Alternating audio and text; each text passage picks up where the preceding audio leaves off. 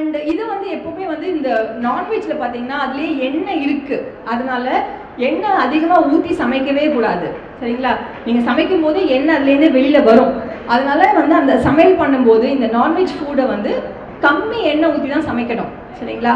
அது ஸ்டீம் இது கிரில் பண்ணலாம், இல்லைன்னா வந்து குழம்பு மாதிரி வைக்கலாம். ஸோ குழம்பு வைக்கும்போது உங்களுக்கு வந்து அந்த எண்ணெய் வந்து ஜாஸ்தி நம்ம போட வேண்டியதில்லை. ஃப்ரை பண்ணும்போது நிறைய எண்ணெய் ஊற்றி ஃப்ரை பண்ண வேண்டியிருக்கும். ஸோ எண்ணெய் வந்து கம்மியாக யூஸ் பண்ணணும் இந்த சமையலில். Next slide. இதுதான் எனக்கு ரொம்ப பிடிச்ச ஸ்லைட். நான் எப்போவுமே இதில் தான் நிறைய நேரம் பேசுவேன். பழங்கள், காய்கறிகள் நிறைய சாப்பிடணும். இந்த ரெண்டுமே நீங்கள் நிறைய சாப்பிட்டீங்கன்னா நீங்கள் அதிகமாக நான்வெஜ் சாப்பிட்டாலும் சரி, அதிகமாக ரைஸ் சாப்பிட்டாலும் சரி, சரியாகும். ஏன்னா இதில் இருக்கிற நார் சத்தும் இதில் இருக்கிற வந்து விட்டமின் சத்தும் என்ன ஆகும்னா நம்மளோட மெட்டபாலிசமை ஆக்டிவேட் பண்ணும். அது நிறைய பேர் உணர்றது இல்லை. இப்போ நிறைய நான்வெஜ் சாப்பிட்ற அன்னைக்கு யார் வீட்லையும் காய்கறி இருக்காது, இருக்குமா? சண்டே அன்னைக்கு நான்வெஜ் பண்ணும்போது வெஜிடபிள்ஸ் இருக்குமா? இருக்காது. ஏன்னா நம்ம வந்து அதில் தான் கான்சன்ட்ரேட் பண்ணோம். ஆனால் அதே நீங்கள் வெஜிடபிள்ஸோட ஒரு காய் சாப்பிட்டீங்க, அந்த நான்வெஜ் சாப்பிட்டீங்கன்னா அதோட எஃபெக்ட் வந்து ரொம்ப டிஃப்ரெண்ட்டாக இருக்கும். சரிங்களா?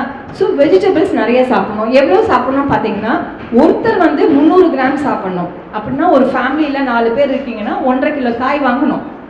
வாங்குகிறோமா? இல்லை, 1/2 கிலோ இருக்கும், இல்லை 1/4 கிலோ இருக்கும். அதை 4 பேரும் எடுப்போம். அதை சாப்பிட்றதே கஷ்டமாக சாப்பிடுவோம். காய் வந்து நிறைய எடுத்துக்கணும். ஒரு வேளையும் எடுத்துக்கணும். மார்னிங் பிரேக்ஃபாஸ்ட்க்கும் எடுத்துக்கணும், லஞ்சுக்கும் எடுத்துக்கணும், நைட் டின்னருக்கும் எடுத்துக்கணும். டின்னர் எல்லாரும் என்ன பண்ணுறாங்க, 2 தோசை 2 சப்பாத்தி அந்த மாதிரி சாப்பிட்றாங்க. பட் சப்பாத்திக்கு தொட்டுக்கிறதுக்கு நம்ம வந்து காய் வச்சு தான் சாப்பிடணும். அதே மாதிரி ஃப்ரூட்ஸ்.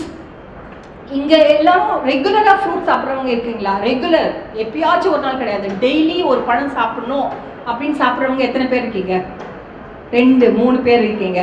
ஸோ ஆக்சுவலி பார்த்தீங்கன்னா டெய்லி வந்து ஒரு பழம் சாப்பிடணும். பழம்ன்றது வாழைப்பழம் கிடையாது. எல்லா பழமும் வெரைட்டியாக சாப்பிடணும். சில பேர் வீட்டில் பழம்னா வாழைப்பழம் தான் இருக்கும், அதுதான் சாப்பிடுவாங்க. அது கிடையாது. வெரைட்டியாக பழம் சாப்பிடணும். சாத்துக்குடி, ஆரஞ்சு, ஆப்பிள், கோவா, இன்னைக்கு சீசன் கிரேப்ஸ் இருக்குன்னா அது, மாதுளம் பழம், பப்பாயா, அந்த மாதிரி வெரைட்டி ஆஃப் ஃப்ரூட்ஸ். ஒரு பழத்துலேயும் ஒரு நியூட்ரியன்ட் இருக்குது. ஸோ இதுதான் நல்லது, இதுதான் கெட்டதுன்னு கிடையாது. அதனால எல்லாமே சாப்பிடும்போது எல்லா வகையான சத்துக்களும் நம்மளுக்கு கிடைக்கும். ஸோ எப்போவுமே வந்து ஃப்ரூட்ஸும் அதே மாதிரி தான் வெரைட்டியாக சாப்பிடணும். இப்போ உங்களுக்குலாம் வந்து 2 ஃப்ரூட் ஒரு நாளைக்கு நாங்கள் அட்வைஸ் பண்ணுறோம், 100 கிராம்ஸ் பர் டே. அதே மாதிரி வெஜிடபிள்ஸில் பார்த்தீங்கன்னா கிழங்கு காய்கள் தான் நம்ம நிறைய சாப்பிட்றோம். வீட்டில் வந்து காயின்னு சொன்னால் உருளைக்கிழங்கு, சேப்பங்கிழங்கு, கருணக்கிழங்கு இருக்கும், இல்லை வாழைக்காய் இருக்கும், இப்படி தான் இருக்கும். பட் கீரை, அப்புறம் நீர்க்காய்கள் இதெல்லாம் நிறைய சேர்க்கணும். பூசணிக்காய் வந்து மெமரியை இன்க்ரீஸ் பண்ணுது. அது நிறைய பேர் அதை எடுத்துக்கிறதே கிடையாது. அது வந்து குழம்புல போடுறதோட சரி, அதை வந்து சரியாக கூட சாப்பிட்றது கிடையாது. ஸோ நிறைய இந்த மாதிரி நீர்க்காய்கள் நிறைய சேர்த்துக்கணும் சமையலில். Next slide. ஸோ இது வந்து எப்படி குக் பண்ணணும்னா, இதுவுமே எண்ணெயில் வறுக்காமல் ஓவர் குக் பண்ணக்கூடாது. ஸ்டீம் பண்ணி அதை வந்து தாளித்து எடுத்துக்கணும். அப்படி தான் இந்த காயும் சமைக்கணும். Next slide. ஸோ இது அடுத்த important slide, good fat and bad fat. Okay, நம்மளுக்கு எல்லாருக்குமே தெரியணும் எது நல்ல எண்ணெய், எது கெட்ட எண்ணெய். எண்ணெய் வந்து கெட்டியாக இருக்கிற எண்ணெய் நல்ல எண்ணெய் கிடையாது. அது எதெல்லாம் பார்த்தீங்கன்னா நெய், வெண்ணெய், டால்டா, வனஸ்பதி, பாம் ஆயில், இந்த மாதிரி எண்ணெயெல்லாம் பார்த்தீங்கன்னா தேங்காய் எண்ணெய், இதெல்லாம் பார்த்தீங்கன்னா கெட்டியாகிடும், சாலிட் ஆகிடும் ரூம் டெம்பரேச்சரில். இந்த எண்ணெய்கள் நம்ம தவிர்க்கணும். ஆனால் நம்ம எடுக்க வேண்டிய எண்ணெய்கள் வந்து மூஃபா எண்ணெய், பூஃபா எண்ணெய்ன்னு சொல்கிறோம். அதாவது polyunsaturated and monounsaturated fatty acids சொல்கிறோம். அது எதுலலாம் இருக்குன்னா பார்த்தீங்கன்னா மோனோ வந்து இந்த மாதிரி கடலை எண்ணெய் இருக்குது பார்த்தீங்களா, கேள்விப்பட்டிருக்கீங்களா? ஸோ அந்த எண்ணெயில் யூஸ் பண்ணலாம். ஆலிவ் ஆயில், கனோலாலாம் ரொம்ப எக்ஸ்பென்சிவாக இருக்குது. அதனால் நம்ம நாட்டுக்கு நம்மளோட இதுக்கு தேவையான அந்த கடலை எண்ணெய் நம்ம யூஸ் பண்ணிக்கலாம். அதே மாதிரி இந்த பாலி அன்சாச்சுரேட்டட் வந்து சூரியகாந்தி எண்ணெய் யூஸ் பண்ணலாம். அடுத்தது இந்த எப்படி யூஸ் பண்ணோம்னா காம்பினேஷனில் யூஸ் பண்ணணும். இப்போ வந்து வெறும் சூரியகாந்தி எண்ணெயே யூஸ் பண்ணக்கூடாது. சூரியகாந்தி எண்ணெயும் கடல் எண்ணெயும் காம்பினேஷனில் யூஸ் பண்ணுறது நல்லது. பெரும்பாலும் எல்லாருமே இப்போ என்ன செஞ்சாங்கன்னா ஒரு 20 இயர்ஸாக எல்லாருமே சூரியகாந்தி எண்ணெய் நிறைய உபயோகத்தினால நம்ம உடம்புல வந்து HDL கொலஸ்ட்ரால், அதாவது குட் கொலஸ்ட்ரால் கம்மியாகிட்டு வந்துட்டு இருக்கு. இப்போ இந்தியன் ஸ்ட்ராட்டஜி பிரகாரம் எல்லாருக்குமே வந்து இந்த HDL கொலஸ்ட்ரால் கம்மியாகிட்டு இருக்கு. இதுக்கு காரணம் என்னென்னா நம்ம சூரியகாந்தி எண்ணெயை வந்து ரொம்ப வைடாக சாப்பிட ஆரம்பிச்சதுனால அதோட நல்ல கொலஸ்ட்ராலையும் குறைக்க ஆரம்பிச்சிருச்சு. சரிங்களா? அதனால் இந்த காம்பினேஷனில் கடலெண்ணெயும் இந்த மாதிரியான சூரியகாந்தி எண்ணெயும் சேர்ந்து சமையலில் யூஸ் பண்ணும்போது இது வந்து நம்ம ரெக்டிஃபை பண்ண முடியுன்றது இப்போ நியூ ரிசர்ச் இருக்குது. அதனால வீட்டில் எல்லாருமே கொஞ்சம் மாற்றி சமையல் எண்ணெயை யூஸ் பண்ணுங்கள். Next line. அண்ட் எப்பவுமே எண்ணெய் வந்து பொரிச்சு எடுத்ததுக்கப்புறமா அதே எண்ணெயை சமையலில் யூஸ் பண்ணக்கூடாது. ரீயூஸ் பண்ணிங்கன்னா கொலஸ்ட்ரால் வந்து அதிகமாகிடும். சரிங்களா? ஸோ எண்ணெய் வந்து நீங்கள் சமைச்சப்புறம் அந்த எண்ணெய் மிச்சமாச்சுன்னா அது தாளிக்கிறதுக்கோ தாளிக்க இல்லை இந்த மாதிரி தோசைக்கோ அந்த மாதிரியாக யூஸ் பண்ணலாமே ஒழிய அதுலேயே திருப்பியும் எண்ணெயில் பொரிக்கக்கூடாது. 2வது வாட்டி அதே ஹை டெம்பரேச்சர் 200 டிகிரிஸ்க்கு எடுத்துகிட்டு போகக்கூடாது. அப்போ என்ன ஆகும்னா இந்த ஃபேட்டி ஆசிட்ஸ்லாம் பிரேக் ஆகி அது வந்து உங்களுக்கு ஹைட்ரஜனேட்டட் ஆயில் ஆகிடுது. சரிங்களா? ஸோ எண்ணெய் வந்து ரீயூஸ் பண்ணாதீங்க. நெக்ஸ்ட்ல ஒன் செகண்ட். ஃபைபர், நார் சத்து ரொம்ப அவசியம். இப்போ நார் வந்து இப்போ நம்ம வீட்டில் வந்து சாமான் தேய்க்கிறத யூஸ் பண்ணுறோம், நார் இல்லையா? அது எதுக்கு யூஸ் பண்ணுறோம்? Cleaning. Okay, so same purpose. இந்த ஃபைபர் வந்து நம்மளோட உடம்புல வந்து உள்ளுக்கு இருக்கிற கொலஸ்ட்ரால் எல்லாம் க்ளீன் பண்ணணும், உடம்புல இருக்கிற அழுக்கெல்லாம் வெளியில் கொண்டு வந்துடும். அது வந்து ஃப்ரீயாக மோஷன் போகிறதுக்கும் நம்மளுக்கு ஹெல்ப்ஃபுல்லாக இருக்கும். ஸோ இந்த நார் வகைகள் வந்து எல்லாருக்குமே நிறைய தெரியாது. ஃபைபர்னு கேள்விப்பட்டிருப்பீங்க. ஸோ ஃபைபர் எதுலலாம் இருக்குன்னா காய்கறிகளில், பழங்களில், அதே சமயத்தில் வந்து உங்களுக்கு இந்த பயிர் வகைகள் நான் சொன்னேன் பார்த்தீங்களா, அந்த சன்னா, பட்டாணி, காராமணி அந்த மாதிரி வகைகளில் வந்து நிறைய நார்ச்சத்து இருக்குது. இது நிறையவே நம்ம சாப்பிடணும். Next line. ஸோ இதில் டிஃப்ரென்ஸ் என்னென்னா ஜூஸாக சாப்பிடாதீங்க. எல்லாருமே நினைக்கிறோன்னா ஃப்ரூட்ஸ்னால் ஜூஸாக சாப்பிட்டா ஹெல்த்தின்னு நினைக்கிறோம். ஆக்சுவலி தப்பு. ஃப்ரூட் ஜூஸாக சாப்பிட்றது வந்து விட ஃப்ரூட்டாக சாப்பிட்றது நல்லது. ஏன்னா நீங்கள் பார்த்தீங்கன்னா ஆப்பிள் ஜூஸில் வந்து 0.4 கிராம் தான் ஃபைபர் இருக்குது. அதே நீங்கள் ஒரு ஆப்பிளாக சாப்பிட்டீங்கன்னா 3 கிராம் ஃபைபர் இருக்குது. That is the difference. சரிங்களா? ஸோ ஃபைபர் போயிடும் நம்ம ஜூஸாக சாப்பிட்டோம்னா. அதனால் எப்பவுமே வந்து நீங்கள் ஃப்ரூட்டாக சாப்பிட்றது பெட்டர். அதே மாதிரி ஹோல் கிரெயின்ஸாக சாப்பிட்றது பெட்டர். Next line. தண்ணி நிறைய குடிக்கணும். நிறைய பேர் வந்து வாட்டர் குடிக்கிறதே கிடையாது. தண்ணி வந்து நல்லா சாப்பிடணும். அது அட்லீஸ்ட் ஒரு 8 glasses ஆஃப் வாட்டர் குடிக்கணும். அது வந்து ஹைட்ரேஷன் நம்மளுக்கு தேவை. இப்போ நம்ம இருக்கிற இதில் வந்து எல்லாருமே ஏசியில் இருக்கிறதுலையோ இல்லை காலேஜில் என்ன பண்ணுவாங்கன்னா அது சாப்பிட மாட்டாங்க. தண்ணி குடிக்கிறது வந்து தண்ணி குடித்தா நம்மளுக்கு போகணும், டாய்லெட் போக வேண்டிய அவசியம் இருக்கும். அதை அவாய்ட் பண்ணுறதுக்கே நிறைய பேர் தண்ணி குடிக்காமல் இருக்காங்க. ஸோ பட் வாட்டர் வந்து ரொம்ப ரொம்ப அவசியம். நீங்கள் என்ன ஒரு கிளைமேட்டில் இருந்தாலும் ஒரு 5 to 6 glasses கண்டிப்பாக தண்ணி நம்ம குடிக்கணும் ஒரு நாளைக்கு. Next line. So these are the vital nutrients for women. ஓகேங்களா? Iron, calcium, folic acid. இதை மட்டும் நான் கான்சன்ட்ரேட் பண்ண போகிறேன். இதோட என்னோட டாக்கை நான் க்ளோஸ் பண்ணுறேன். உங்களோட டவுட்ஸை கிளியர் பண்ண போகிறேன். ஏன்னா இதுக்கப்புறமா நிறைய ஸ்லைட்ஸ் இருக்குது. But I want to concentrate only on these 3 nutrients. ஓகேங்களா?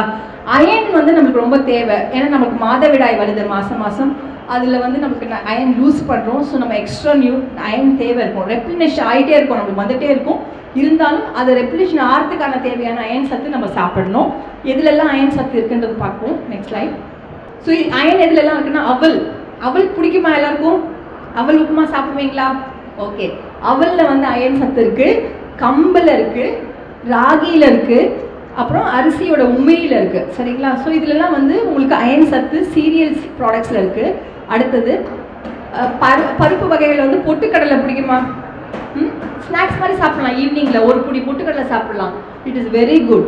பொட்டுக்கடலை சாப்பிடலாம், பட்டாணி சாப்பிடலாம், ராஜ்மா சாப்பிடலாம். இதெல்லாம் வந்து ஹை இன் அயன் சத்து. வெஜிடபிள்ஸில் வந்து சுண்டக்காய், வாழைக்காயில் அயன் சத்து அதிகமாக இருக்குது. Next slide. கீரையில் எல்லா வகையான கீரையிலையுமே உங்களுக்கு வந்து இருக்குது. ஸோ இந்த கீரையில் முக்கியமாக வந்து பார்த்தீங்கன்னா வெந்தயக்கீரை, மந்தக்காளி கீரை, புதினா இலையில் வந்து உங்களுக்கு நிறைய அயன் சத்து இருக்குது. ஸோ இப்போ வந்து ஜெனரலாக பார்த்தீங்கன்னா இந்த நம்ம வீட்டில் வந்து சட்னி பண்ணும்போது புதினா சட்னியாவது வாரத்தில் ஒரு நாள் இருக்கிற மாதிரி பார்க்கணும். அப்புறம் கீரை வந்து ஒரு நாள் கூட்டு பண்ணலாம், ஒரு நாள் பொரியல் பண்ணலாம். வெரைட்டியாக பண்ணும்போது கீரை கூட நம்மளால் சாப்பிட முடியும். சரிங்களா? சப்பாத்தியில் மாவில் பிசைஞ்சு வெந்தயில குட்டி குட்டியாக கட் பண்ணி சப்பாத்தியில் போடலாம். ஸோ இந்த மாதிரி வெரைட்டியாக பண்ணி சாப்பிடுங்க. தட் இஸ் கீரை வந்து டெஃபினட்டாக 3 to 4 days இந்த வீக்காவது யூஸ் பண்ணுற மாதிரி பார்க்கணும்.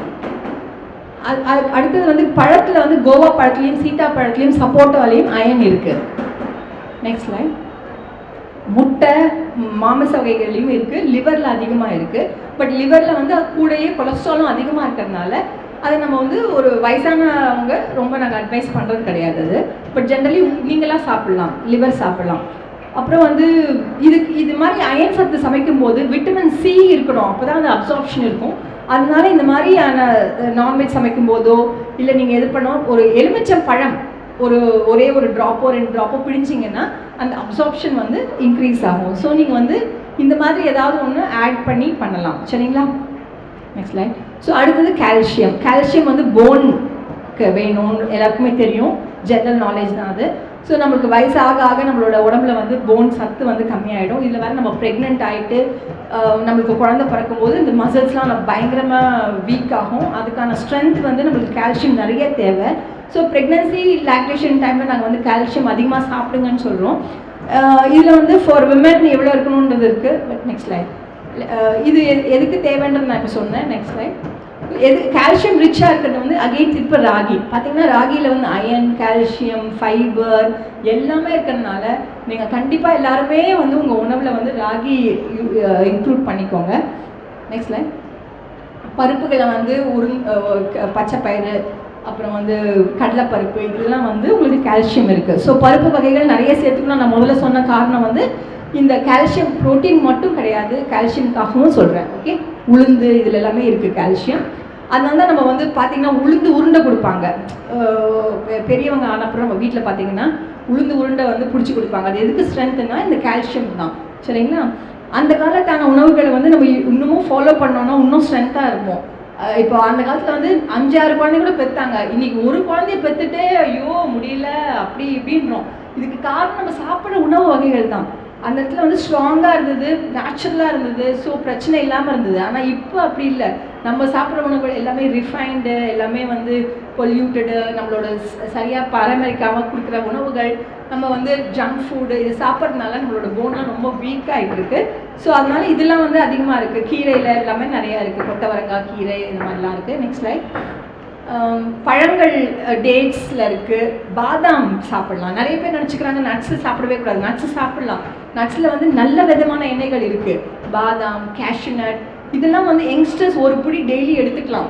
இது வந்து ரொம்ப காஸ்ட்லி அப்படின்லாம் நம்ம நினைக்க வேண்டாம். நம்ம வந்து ஒரு பீஸாக்கு செலவு பண்ணுற காசு கண்டிப்பாக ஒரு நட்ஸுக்கு செலவு பண்ணலாம். அந்த நட்ஸில் வந்து நமக்கு நிறையவே நல்ல உணவுகள், நல்ல சத்துக்கள் கிடைக்குது. Next slide. மீன் வகைகள்லையும் கால்சியம் அதிகமாக இருக்குது. Next slide.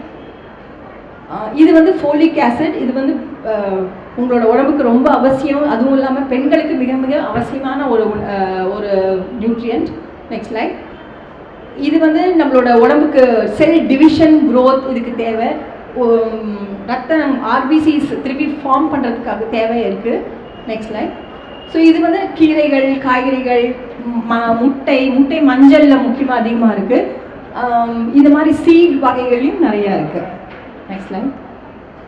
ஸோ இது ரெக்கமெண்டேஷன் வேண்டாம், but I just want to highlight only one thing. இப்போ ப்ரெக்னென்ட் ஒருத்தங்க ஆனாங்கன்னா அவங்களுக்கு வந்து ஒரு 300 கேலரி தான் அதிகமாக தேவை. ஆனால் நம்ம என்ன செய்கிறோம், ப்ரெக்னென்ட் ஆனவுடனே அந்த அம்மாக்கள் வந்து நம்ம அம்மாக்கள் என்ன செய்கிறாங்கன்னா 2 குழந்தைக்கு சாப்பிடணும்னு நிறைய உணவு கொடுக்குறாங்க. அதனால நம்ம என்ன பண்ணுறோம், வெயிட் அதிகமாகிடும். அதனால தான் வந்து நம்ம அழகாக இருப்போம், கல்யாணத்துக்கு அப்போ அழகாக இருப்போம், கல்யாணத்துக்கு ப்ரெக்னென்ட் ஆகிட்டு நம்ம குழந்தை பிறந்தா எல்லாரும் ஒரு சைஸில் ஆகிடுறோம். இதுக்கு காரணம் என்னென்னா நம்மளுக்கு என்ன நியூட்ரியன்ட் அந்த ஏஜுக்கு அந்த டைமுக்கு தேவைன்றதை நம்ம யோசிக்கிறது இல்லை. ஸோ 2 பேருக்கு சாப்பிடணுன்றது, ப்ளஸ் விருந்தாளிங்க வரும்போது ஸ்வீட்ஸ் நிறைய கொடுக்குறாங்க.